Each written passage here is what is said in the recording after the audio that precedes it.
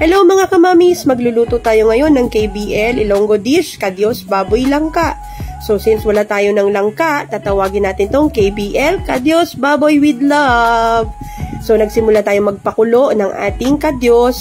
Ayan, so medyo matagal yung pagpapakulo natin ito, mga 1 oras hanggang sa lumambot. Ayan, so nakaready na din yung ating kaserola na meron siyang tubig. At ilalagay na natin ngayon ng yung ating kamatis. Ayan, so mangangailangan din tayo ng sibuyas at saka sili. Ayan, so ilagay muna natin yung kamatis. Dito, ang ginamit ko ay 3 peraso. So, mas madami, mas masarap yung sabaw. Ayan, so lagay na natin. Pagkatapos ay takpan muna natin at hayaan siyang kumulo. Ayan. So, antayin muna tayo. So, nakaready na din yung ating ginamit na baboy na may konting taba. Kasi ito yung paborito ng aking pamilya. Meron siyang konting taba. At gumamit din tayo ng sinigang mix original. Ayan. So, kumulo na siya.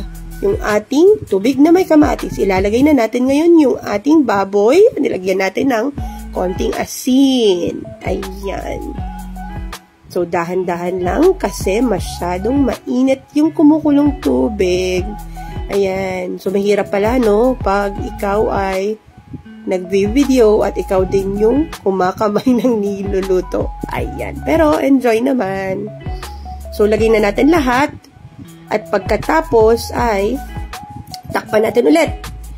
Tapos, ilagay natin yung ating sibuyas. So, usually, ito yung nagbibigay ng amoy, ang bango, at saka ng masarap na lasa.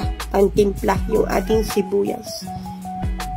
Takpan natin siya ulit at hayaan na siyang kumulo. Ayan, kulong-kulo na siya ulit. Ilagay natin ngayon yung ating sili. Usually, sa amin, sa Negros, ang ginagamit natin pulang sili.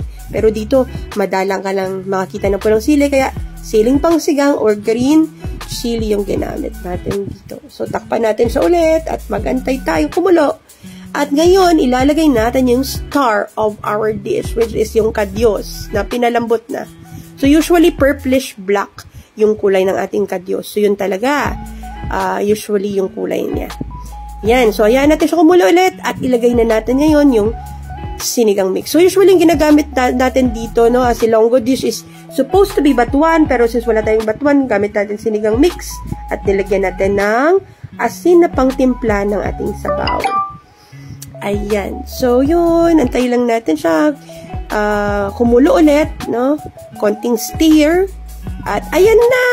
Yung lutong KBL. Lutong Ilonggo, Kadyos, Baboy with Love. Usually, masarap siya pag merong langka. So, kung meron kayong makitang langka, pwede nyo siyang lagyan ng langka para kumpleto yun yung KBL. Ayan, masarap siya. Ready na. At mainit-init pa yung sabaw. Tawagin na natin yung mga brigadang kakain. Thank you so much.